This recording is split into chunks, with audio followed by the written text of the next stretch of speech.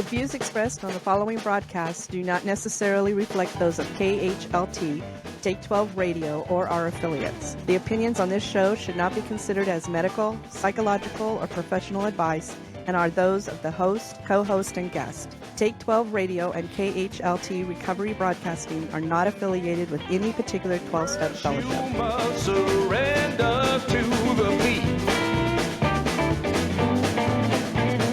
Have some hope and get up on your feet. Keep your faith in the right direction. Search your soul and gain reflection.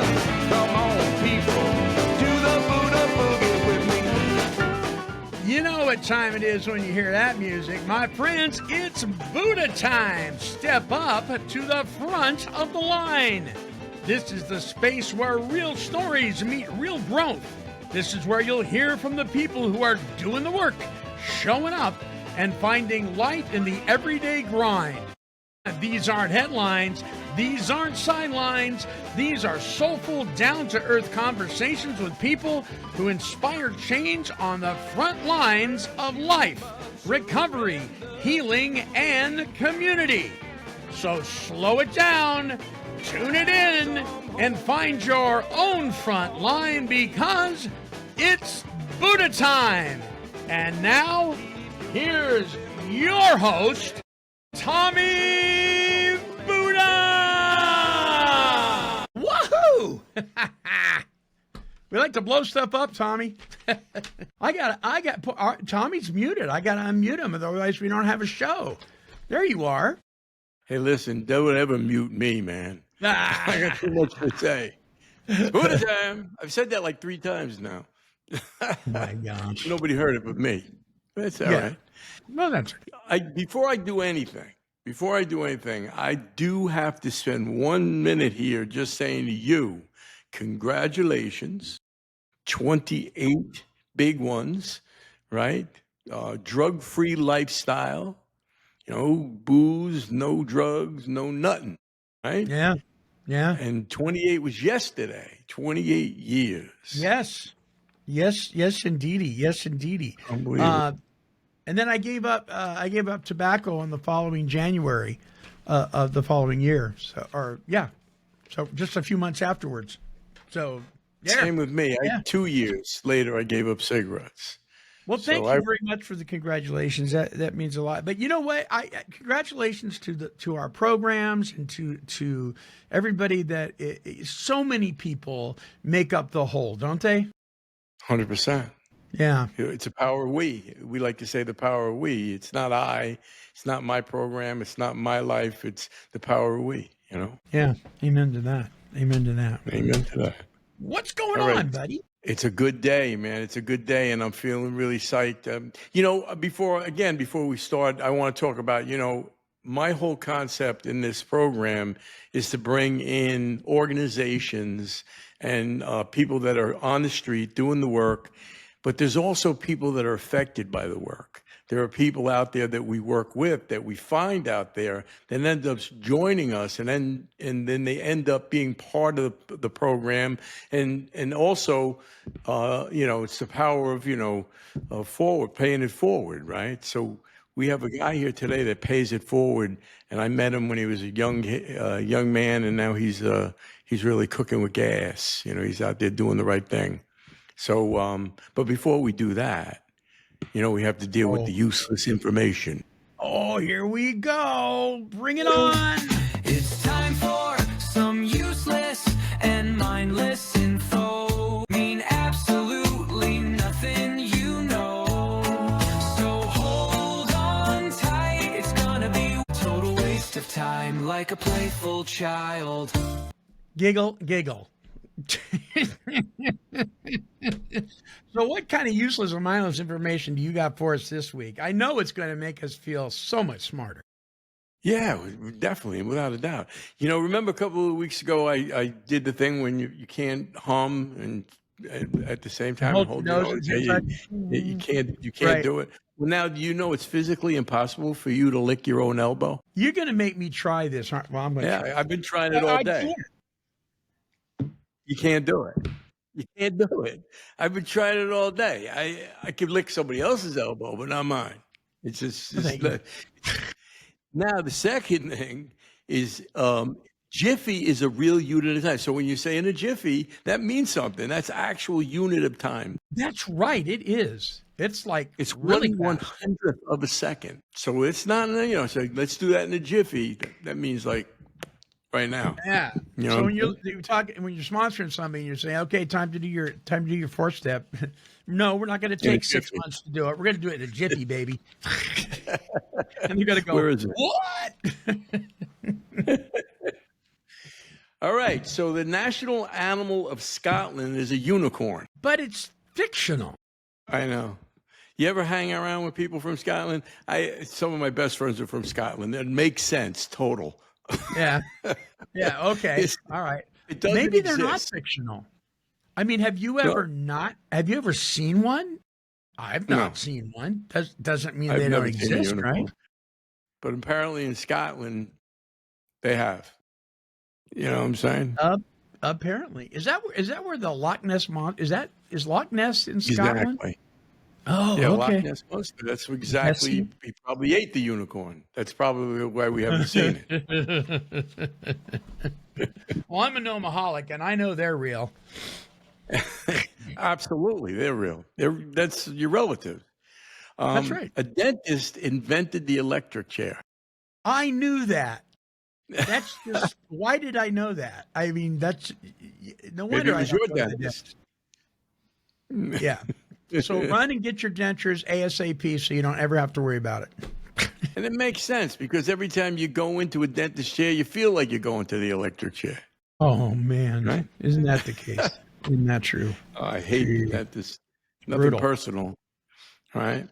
Yeah. And the Pet Rock was a real and massively successful product in 1975. Somebody sold a rock and people bought it.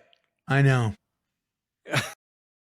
I'm just so nobody can tell me that they can't make something work. If a guy can make that work, you can make whatever it is you say you can't make work. You can make it work. I'm just saying. He sold millions of them as a low maintenance pet. Yeah. That was the good drug years, apparently. It was 1975. Everybody was high. Oh, yeah. Yeah. That's like the I tail probably end of have- Haight-Ashbury, right? Yeah. I probably have Hit a me pet with rock somewhere. All right, that's all I got. Do you have anything? that's all you got? Actually, At the moment. I don't because other than my Gnomaholic shirt, this is my new Gnomaholic shirt. I think it says one who can't stop the urge to buy another gnome they don't need again. So I have about 200 of them, I think, something like that. Gnomes? Yeah, some of them are boxed up, and they're every once in a while in the middle of the night I hear "Let me out, let me out." But yeah, so gnomes. If you ever do a study on gnomes, they're really the urban legend of gnomes is very interesting. They're actually friends to the wounded forest creatures. They help the wounded forest creatures. That's their main purpose. But there's all sorts of gnomes. There's residential gnomes. There's coastal gnomes. There's forest gnomes. There's high altitude gnomes. They're everywhere. Yeah. right. So if you wonder, that's the answer to the mystery. Where did that one sock go? The gnome has it. The gnome has it. You betcha. All right, that wraps it up for useless and mindless information. Let's go. Useless. Yes, indeedy. Tommy Buddha, who do we have on the show this week on this episode of Buddha Time? Okay, today we have a friend of mine, somebody I met when he was like 17 years old, I believe. Wow. I believe he was 17. I met him right out of high school. He was in high school when I met him. And basically, his name is Hood Chopin or Chopin. And we're going to talk a little bit about his music. He worked with me with Road Recovery, but we also met together and did a lot of projects together. He's an amazing musician, plays a lot of different instruments, drums, piano, guitar. Yeah. He plays about everything, producer. He's really making his bones and doing a lot of good work out there. and he's played Wow. with a lot of really interesting people on a lot of really interesting projects.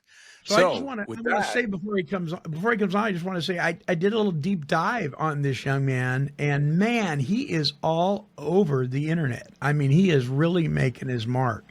So yeah. So let's move playing forward and everywhere. meet this guy. Let's meet this guy. Come on out, mystery guest. Come on out. There he What? is. Come on out. Come on out. Your real name is Ralph, correct? Indeed. Yes, it is Ralph. Raphael, full name, but Ralph, popular nickname of mine. So yeah, Ralph from the Ralph, how old are Bronx. you? How old are you, Ralph? I just turned 24 on August 29th. It's all that clean living. Look at that. He just looks great, doesn't he? Yeah. So let's get to your back. Back when I first met you. I met you in the Bronx in a program called Bronx Connect. We were doing a program there with it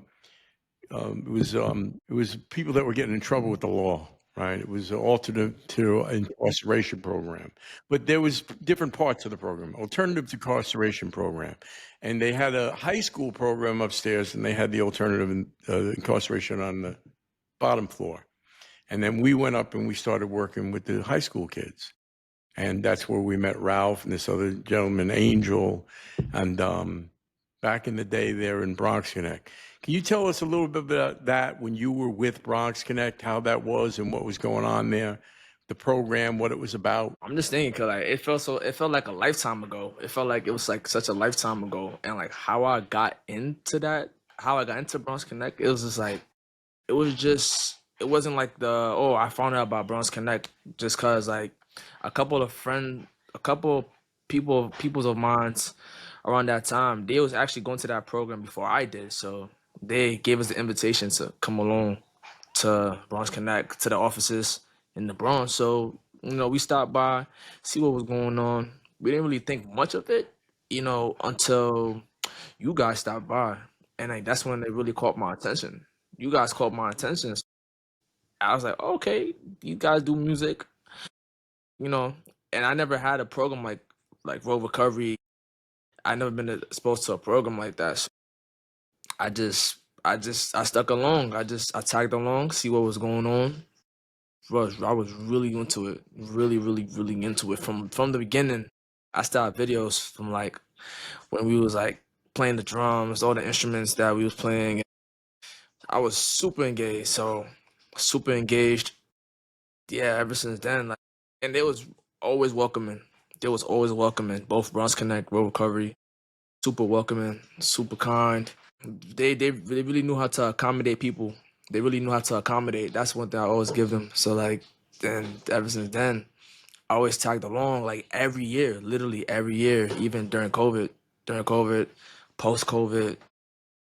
Like Right. I really stuck around with these guys. So It was on 149th Street, and 149th Street is not far from Yankee Stadium. And there's a lot of drug problems in that neighborhood. There's a lot of things going on. And that was an after-school program that you guys were in, correct? yeah, It was like you guys would show up after school. And that was to keep you out of trouble. And everybody there seemed to be, they had to walk by a lot of different things that were going on. And you guys would show up every day. And we would just play music and find out what you were into. And what was that like for you? Like, you just told me about Bronx Connect and how it was welcoming, but you were a musician already, right? Because you've been playing since you're 4 years old, something like that. And yeah. how'd that come? You've been playing since you were 4. So when did that start for you? Like with what? How did it start?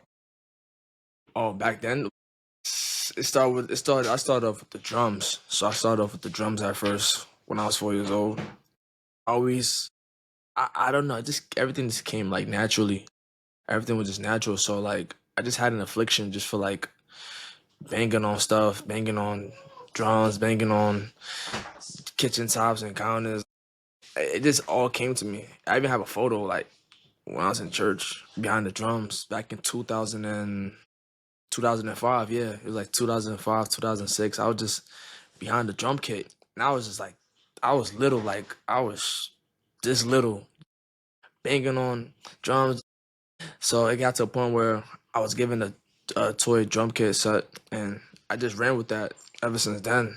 And piano came along like maybe a couple years later when I was 10 years old, and I wasn't really consistent with it. I never really thought too much of it. I never, I was just that instrumentalist that I was just playing at church, and nothing aside from that. Wasn't really playing that much at home, but only at church. And then I stopped playing for a couple years. Well, piano at least, but I was still playing the drums mainly on Sundays. Nothing really aside from Sundays. And then years fast forward to like maybe ninth grade, I started picking up like the drums more through like making beats. Made beats on like softwares, Logic, FL Studio. Started making beats, and then maybe a year after, that's when I met you guys. That was 2018. That's when I met you guys. 2018. Came into that program, and I already like I said, I already had a prior background. I had a prior music background. It kind of added to the convenience. It kind of added to the convenience of the program. You came in with, you were, playing for a long time, and you play with church a lot. You still do, right? Yeah. You Just do to this 2 day. churches a week or something now? Yeah. Yeah. Right. So that's a big part of your history, going into the church and playing. Did they teach you there, or you said you were self-taught? Told myself. You taught yourself. And how'd you do that? That's the greatest question of my life. That's the great question of my life. Everybody asks me this, like, how did you know how to do? And it's honestly like, I think it's miraculous because like I literally like nobody never sat me down. Let me show you how to do it like this. Nobody never sat me down, even for a piano. Like I've maybe gotten taken to a church by an older friend of mine that like maybe exposed me to pianos, but like no formal lessons, know how to do this. I just went with the wind. Honestly, I just went with the wind. Just taught myself as time went on. That's literally how I did it, and I guess it was just meant to be. Honestly, it's literally meant to be. So that's how that went about. I got Right. I got a question for you here because this is really piquing my interest. I mean, Hood, this is such a big part of your church is such a big part of your musical background. My son is a worship pastor at a church here in town. I would say it's about 500 or so parishioners. I'm just curious. Your music, when you play in church, is it more than just music? Is it part of your worship of God? Yeah, that's that. Yeah, that's a big part of it. That's a big part of like how I play came from. Like just playing these different types of like chords and like playing these different types of like, cause all of that is cause of God. So like anything that I play, it flows through me. Like it's just like I feel a sense of like just God flowing through me, and like and whatever I'm playing, it's just from God direct. So yeah, that's a big part of it right there. That's a big part of it. So Big anything, spiritual connection for you there then. That sounds like your talent is truly God-given. Of course, you have to do the work, but it sounds like he's given you the opportunity to be able to do that. What a wonderful gift. I The appreciate gift that. that you got without asking, right? The gift you get without asking. You were very fortunate. And I don't really ask for nothing. I don't ask. I don't be like, oh, can I get this? Can I get that? It just have this. Go, you have that God is good, right? So, all the time. so when you came All the to time. Bronx Connect, you really never played anywhere but the church, really? I mean, like you weren't Yeah, playing that's out. actually no, actually that's actually very very true. And that's a good point too, cause like I never like played at maybe I never got invited to a gig or like maybe church gigs, but like outside of that, nothing like, oh, let's hey come meet to the studio. I never had been to a studio at that time. I was never in the studio, was never in a open jam, none of that. So that's the earliest version. Bronx Connect was the earliest like genesis of me being surrounded by other musicians outside of a church setting. So that was really what it is. And being surrounded by other instruments besides the two piano, drums, like which was different, guitar. I played guitar too when I was younger, but it was never like I never took it seriously. So like me being exposed to the guitar again frequently is what like piqued my interest. It's like sparked my curiosity about other instruments and yeah, that's what it really was. So it really exposed me to like something outside of like a church setting. For real. Right. So when you came in, what we do, so people understand, we'll put on a show. So Ralph Hood, he used to get behind the drums, and he was our drummer. Right. So every time somebody went up there, he'd be the drummer. And then at the end of our sessions, we would put on a show. And he was always like spot on because he was, he's talented, but he'd never done that anywhere but a church. So when you started to do that outside with your friends and other people that never saw you play, they never saw you play. Did that change anything about your self-esteem, about how you felt about yourself, or did it add anything to you personally? It just added more. It added more like character, honestly. Honestly, before the fact, I was never really open like musically. I was never like outspoken musically. I was never like I was probably like the wasn't like the shy type, but I was just like I was probably confined in one spot. I never really got to spread my wings basically. So like after being like intertwined with these other programs and other people that did the same thing that I did, it kind of opened my eyes to like just different. It just opened my eyes to different like perspectives and just really helped me build a confidence kind of acumen. So it just really helped me build like help me become more outspoken musically and just like be more like willing to do different stuff besides what I originally did growing up. So that's what really helped me like just be different, just be versatile. Cause nowadays I'm just willing to do any kind of genre, any kind of thing. No hesitation. We could do country right now if we want to. We could listen to country. We could listen to rock or whatever, heavy metal. Like that's how I am nowadays. So So then we moved down to 168th Street, which is about 20 blocks away, and you lived in the middle of that area. yeah, I did. And then all of a sudden, yeah, you didn't live close to where we were, but you came every week. Every week you would show up. You were walking there Yeah, I from was. where you lived.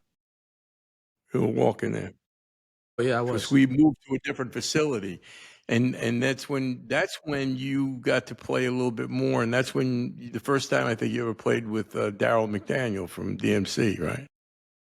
Yeah, which was it was crazy because like I didn't understand like because I'm very knowledgeable of like hip hop. Like I'm always a learner of hip hop and like just music. Like I'm a like as much as I'm a teacher of music, I'm also a student of music. So like I was just like learning about these guys, and I didn't really like think much about it at the time. But like going forward, diving more deep into it, I'm like, yo, these guys are really influential to what is like rap or music as a whole, or especially or just hip hop, just like the hip hop of aspect of music. Like these dudes are impactful. Just him being in this group, like Run DMC, like in '80s, they sparked a whole new wave of like fashion and just like fashion, just the style of music. So just to even play, just to even be in the same space as that guy, and the dude was like, he didn't even look like it. He didn't even like. He was just like down to earth. Dude was down to earth. I actually Yeah, spoke he's to one his of the son. best people ever. Oh, that's an understatement. Best guy. His son too. Spoke to his son a Yeah, couple times too. Like yeah. it's crazy how you could be in rooms with these people and like it's honestly like to coexist with people like that is crazy. Let me ask you another question about that because I think the first real live gig you did at the Cutting Room. Was that the first real live gig that you did outside of the program? And that Absolutely. was with and what did you think about that experience? Because that even expanded your reach to different types of artists. Yeah, you played that night with Simon Kirke as well, right? Yes.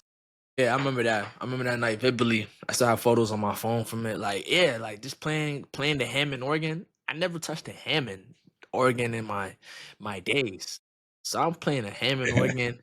I'm seeing these dudes like just like normal, like on a normal basis. Like even though it was probably like a couple days, but it's like just talking to these guys. These guys are like just so relaxed, like down to earth, and like these dudes are legendary. So I'm like, wow, I'm blown away. And this having this actual live set with these people, with DMC and Simon Kirk, and getting to be with you guys, Parker, Static, like all the other guys, like was exceptional. And that room itself is legendary too. The Cutter Room is a legendary spot, and I really enjoyed every single moment of it till this very day, 4 years later. One of Hey, the things guys, about that, yeah, go ahead, Tommy. one of the things about that particular gig, and when you sat in that night, the respect that you got from the artists, these really talented, experienced artists, you fit right in, and it was like your first gig. It was just crazy. First live gig. I mean, you played a million gigs. When you play in a church, you play a million gigs and you play all day. No, That's how for that real. rolls. It's like, Yeah. I don't So know, like being in this. I don't know. It's so weird. Like I kind of I find it so weird. Just to At that time I was like 20. I think I was 20 years old at that time. So like just being in that room and like coming from where I come from and being like coming from the Bronx, like where we're not too familiar with that kind of stuff. Just being in a whole separate room with different artists of different calibers, genres, and just at my age and like just knowing where I come from, it's like a side quest. It's like I'm doing a side mission. It's just like I'm doing a whole. It just felt unreal thinking about it now. Hey guys, we're at a good place here in the show where we should listen to one of these songs.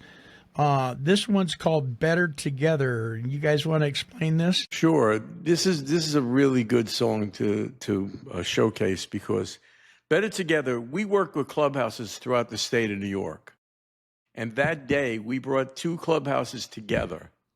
One from Amsterdam, New York, actually 3. One from New York City called the Center, which was in the Village.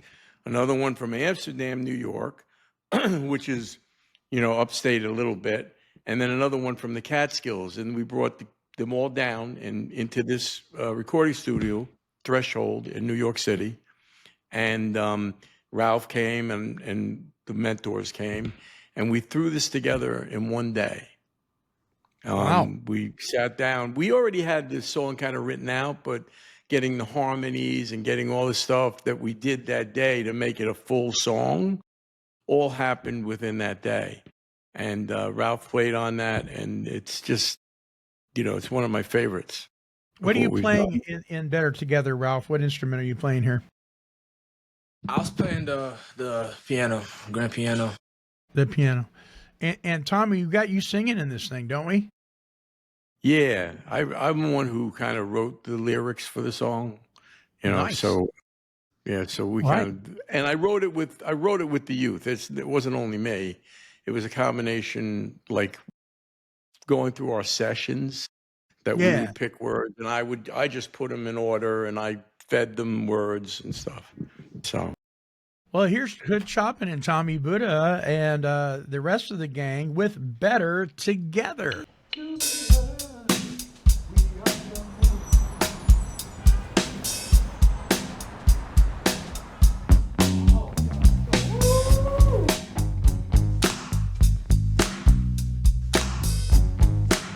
One, two, three, we!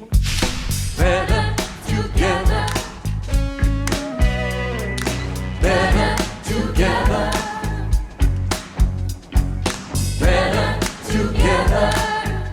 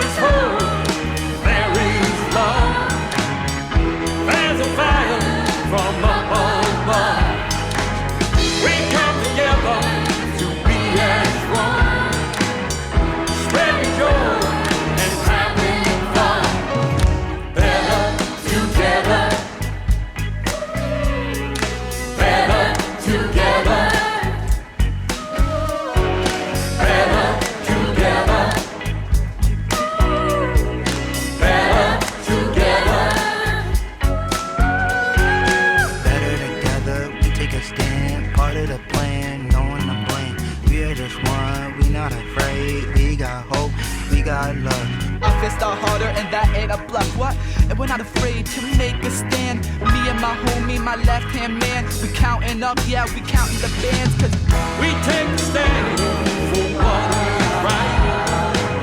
Respect and love will be our life.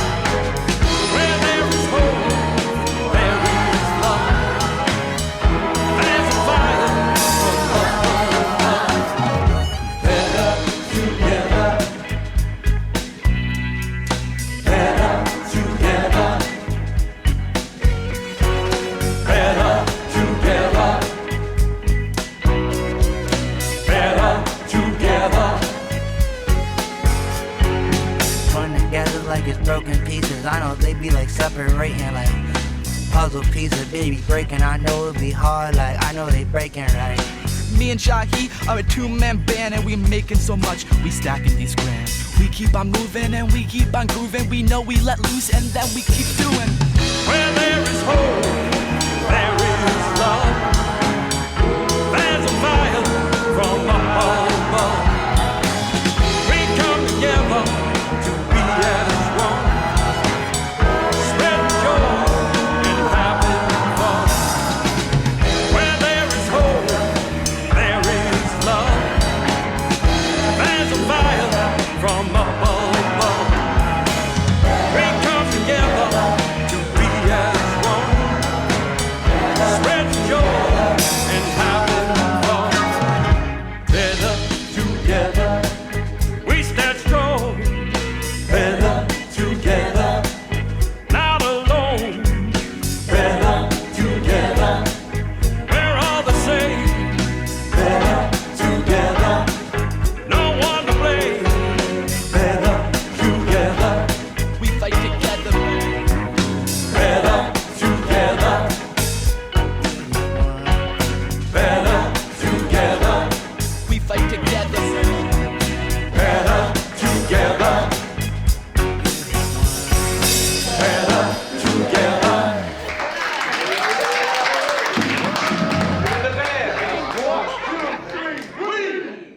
All right, better together. Hey, listen, you're listening to Buddha Time, a production of Take 12 Recovery Radio here at take12radio.com on your internet dial. You can subscribe to this show as well as all of our shows on any of the podcasting platforms listed at take12radio.com or wherever you get your podcasts. This is Buddha Time with Tommy Buddha, and our special guest this week is Hood CHOPIN, or Ralph, as he is known to his mom, right?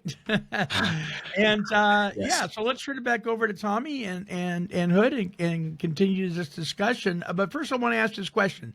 One of the things that we are trying to do here on Buddha Time, Hood, is we are trying to bring awareness to people about organizations, for instance, like Road Recovery and others, that maybe people aren't aware of, because there's a lot of really good organizations, nonprofit, inner city programs, and this kind of thing that people just aren't aware of, that I think if they were more aware of, maybe they'd be willing to step up and contribute and help. And that's one of the things that we want to try to accomplish here on Buddha Time, right, Tommy?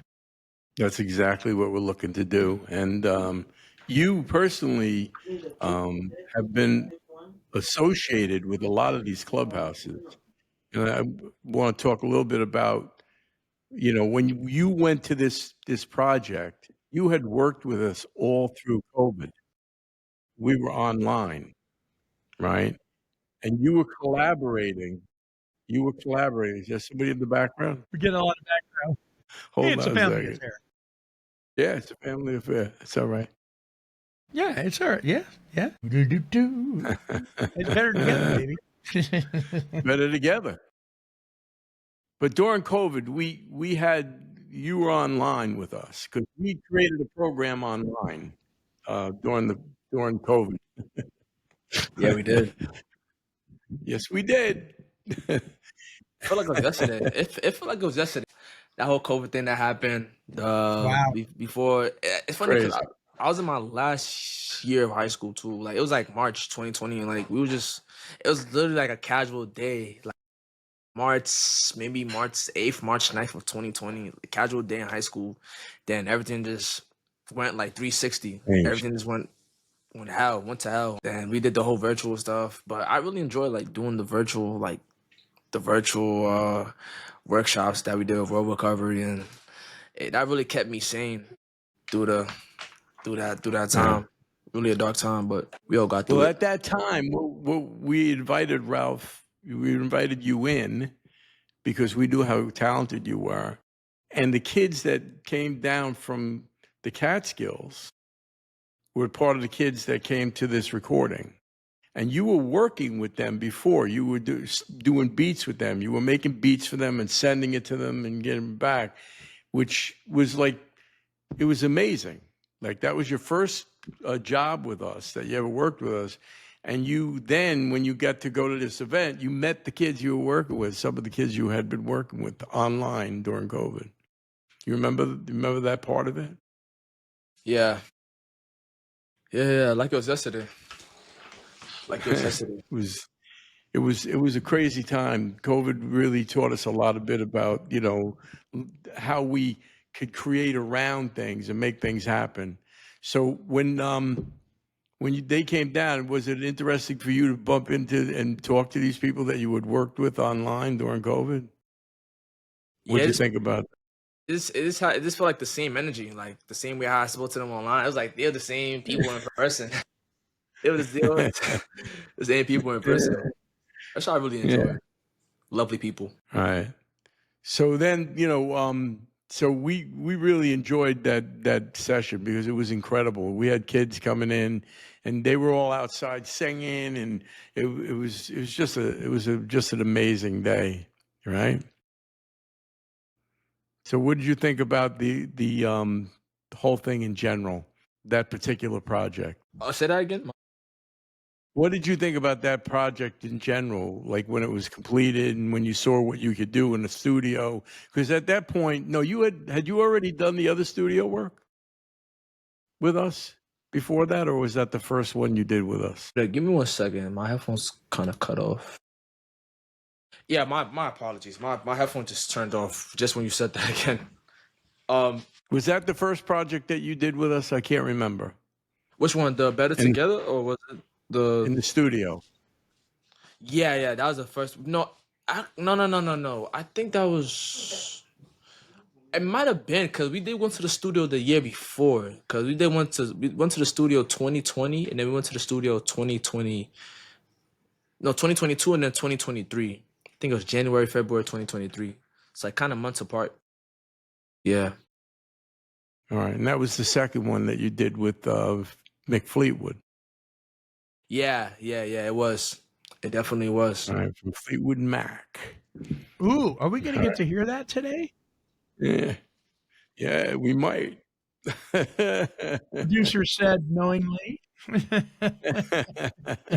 What does music mean to you? What does music mean to you? And what does it mean to you now that you are in somewhat of a career? You're building your own thing. You're an amazing artist. You play really well. You're not only a guy that I worked with and I've seen grow, but you have just gone off the chart doing, you know, music. And your music is so different because in the world, you're playing these piano pieces that are just gorgeous, man. They're beautiful. So how do you feel about that? Did he freeze up on us there? Internet, man. Ralph, you with us? That's a good look, Yeah. Ralph. Yeah, it's a good look. That is a good look right there. Yeah, that's good It's like- promo pic. Thank you. Looks like he's saying, how come I can't lick my elbow? I don't know why he froze up on us. I don't think he does either. Let's see if That was a good question. This is the magic of pre-recording, though. That's why we. There he is. Oh, yeah. Can you guys hear me? Yes. I don't Now know we why I can. did that. I don't know why I did that. I heard the most amazing question and it just cut off. It just cut off. I'm like, oh my gosh. You said, That's okay. what is That's what is okay. That's okay. That's why we have a thing called the cutting room floor, right? Yeah, No, gone. How So do you what was feel your about question? where you're going?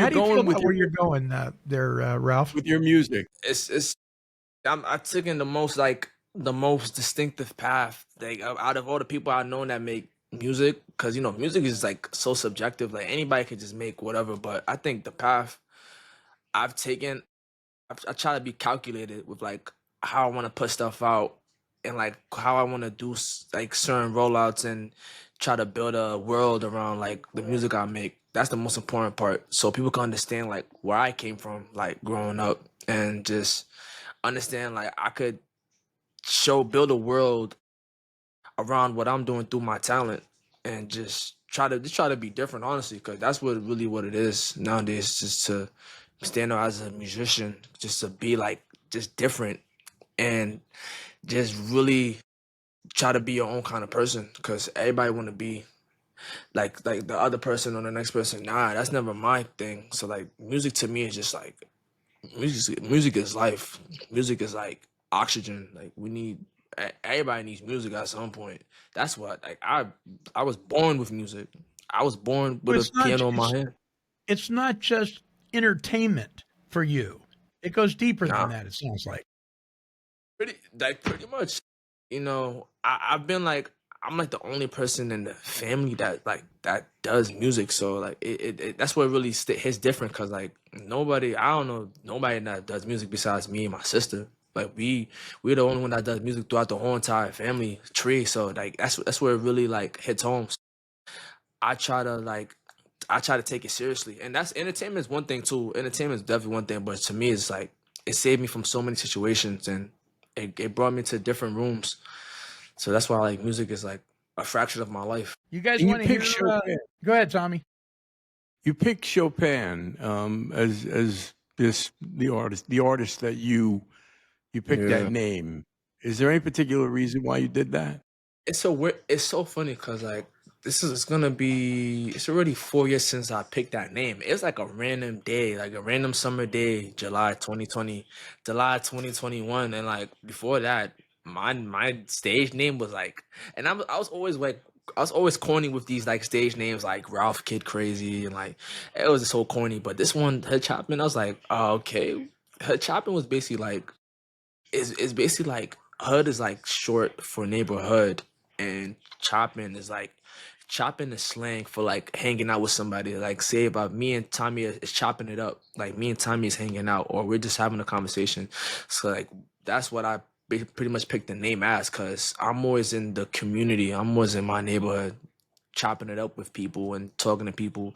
So that's why like HUD chopping is like the kid in the hood that is hanging out with people, and that's the first meaning of her chopping. And then Chopin is like her Chopin is like, you know, Chopin is a classical composer. Everybody know who Chopin is, you know, Beethoven, Mozart. So Chopin is like my favorite composer of all time.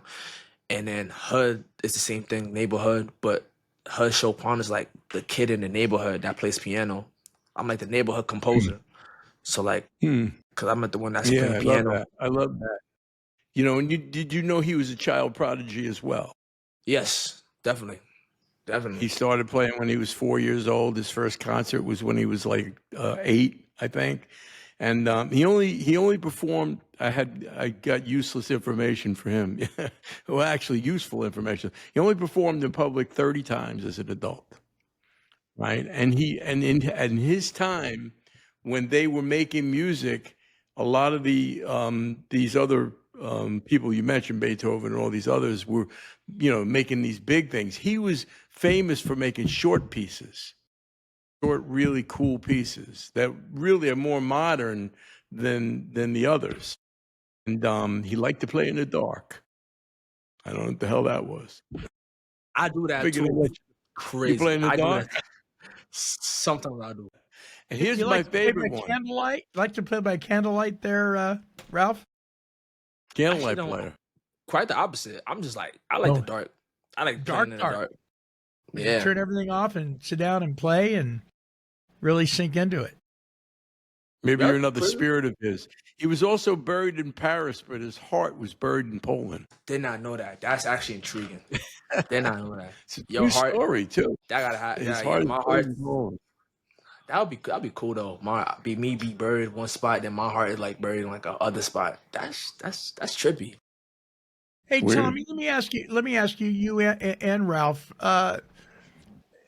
How can people help or connect with, or we want people to know about what you guys are doing and are about, particularly because you're our guest this week, Ralph. But how can people get a hold of you, or how can you hook up with people to help them help others? For them to get to me, I'm like the most accessible person that there is. I have Instagram, I have TikTok, like YouTube, like I'm always like uploading videos on there, and it's funny because like people will like reach out to me on like YouTube, like they'll comment under my videos, hey, you play really nice. Could you give me any pointers? Same with TikTok, could you give me any pointers? Can you help me with this?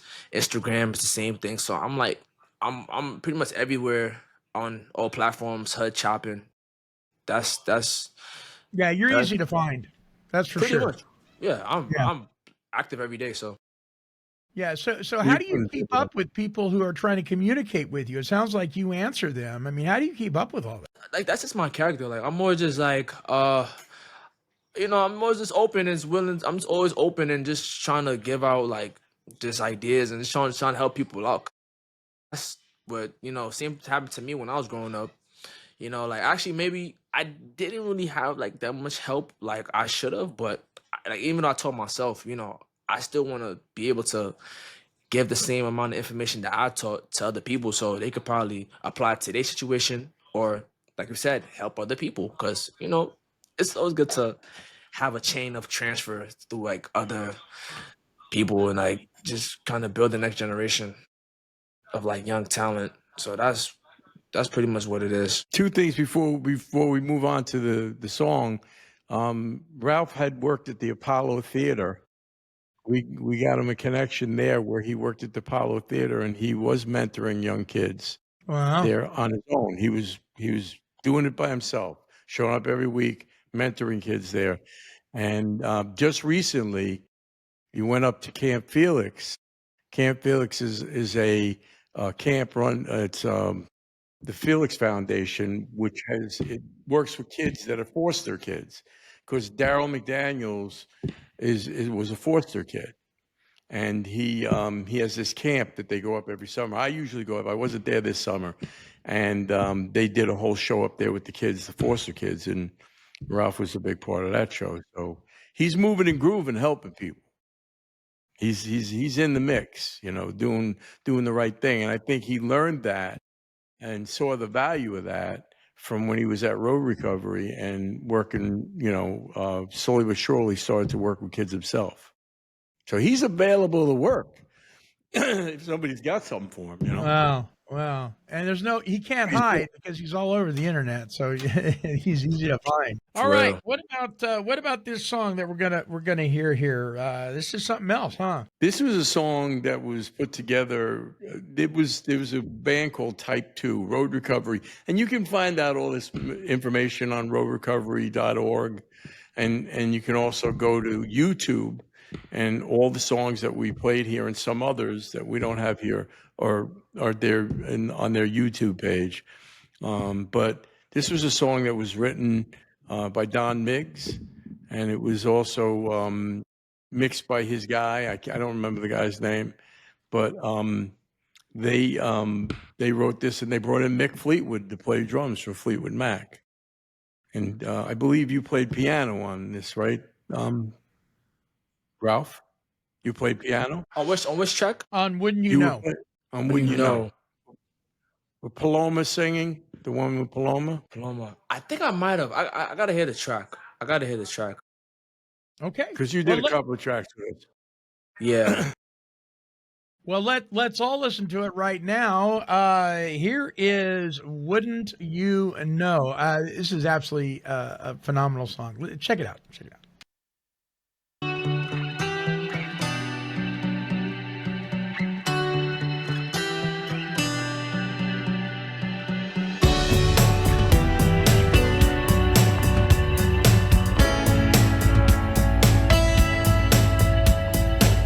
Control the messes I make.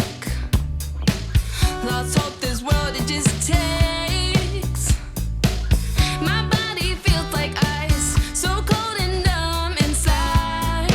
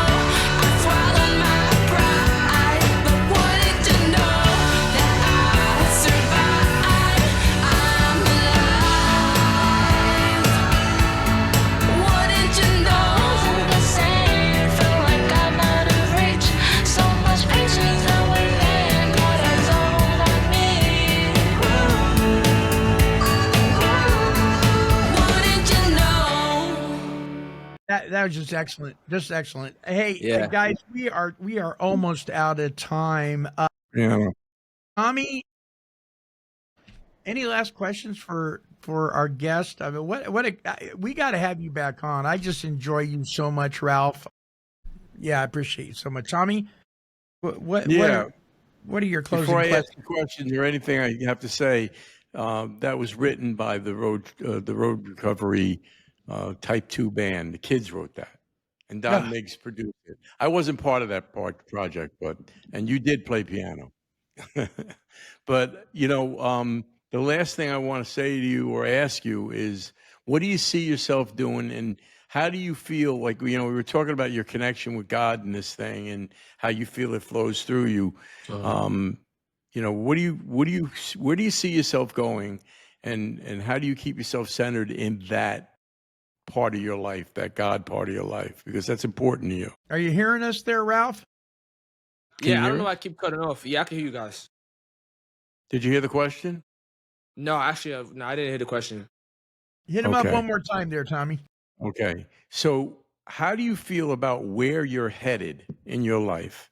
Where do you see yourself going, and how do you keep that connection? Because I know it's really important to you, that connection, your source, your God, your connection to that, because that's important to stay focused.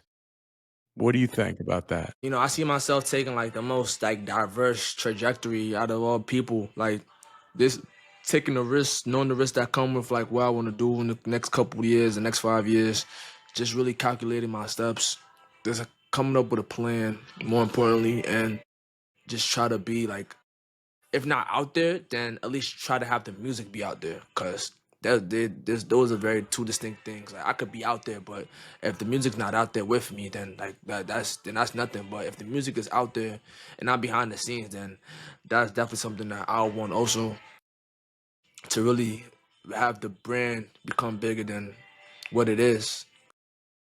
But also like just leave it up to God, cause whatever God has for me in the sense of that, then I'll leave it up to Him. But just in the time being, just really like, just really put my heart and soul to like what I've been doing for many, many years. And I'm still young. I'm still like just young. So I just want to really make sure like I have fun in this journey. And I know I'm gonna get there. I know I'm gonna have this music that I'm making, and I'm saying this right now in front of both of you guys, reach the masses. Don't know when, how, but it's gonna reach the masses. You guys are witnessing. You guys are hearing that. Just you two guys. So it's gonna reach the masses. I'm really gonna try to have it go exponentially high, and that's what I feel. That's a great word to close on, isn't it, Tommy? And that's how I feel about you too, Ralph. I don't think you will be stopped, because you walk in light, man. You walk in light. Yeah. That's it. Yeah. That's a beautiful thing. It is obvious. Hey, I want to give a special thank you to our guest, Hood Choppin' Ralph, and as his mama knows him as. And listen, you can find him all over the internet. He doesn't need a website or anything like that. Just type in Hood Choppin' and you're going to find it. If you've enjoyed the music today, you're going to get even more of it. And just keep on playing, my friend. There he goes. Yeah, right on. All right, Tommy, thank you again for another great episode of Buddha Time. My friends, you have been listening to another episode of Buddha Time here, a production of Take 12 Recovery Radio. Please subscribe, comment, give us a like, share, pass it on until our next broadcast. This is the Monty Man along with Tommy and Hood and the rest of the Take 12 Recovery Radio family. We are wishing God's perfect serenity for you. This has been a broadcast of Take 12 Recovery Radio and KHLT Recovery Broadcasting. This has been a Chicken and a Pig production. Kitty, kitty, kitty, kitty. Well, that was a weird outtake. Well, Monty Man. Technology.